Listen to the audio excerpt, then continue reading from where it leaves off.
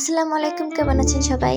আশা করি সবাই অনেক ভালো আছেন। অনেকদিন পরে আপনাদের জন্য একটা রেসিপি নিয়ে এসেছি, বতুয়া শাক ভাজি। চলুন দেখে আসি রেসিপিটি।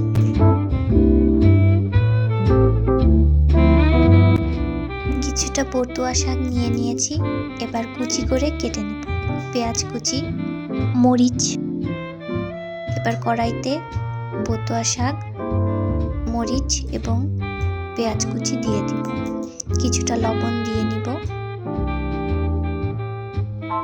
এবার ভালো করে নেড়ে নিব।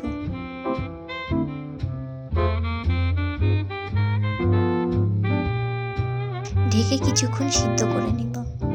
সিদ্ধ হওয়ার পরে কিছুটা দেখতে এমন হবে। এবার কড়াইতে কিছুটা তেল, রসুন এবং একটি শুকনো মরিচ দিয়ে নিব।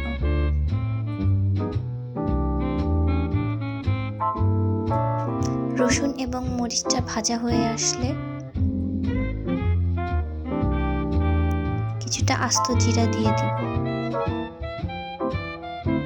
এবার সেদ্ধ করা শাকগুলো দিয়ে দিব।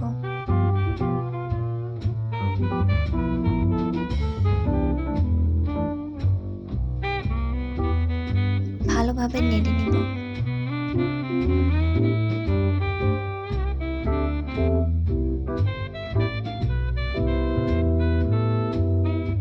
তৈরি হয়ে গেল বতুয়া শাক ভাজি। বাসায় একবার নিশ্চয়ই ট্রাই করে দেখবেন।